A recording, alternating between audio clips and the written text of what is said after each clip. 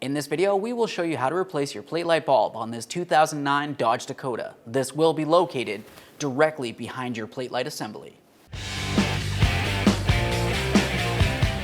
To replace this, we're going to make our way underneath the rear bumper.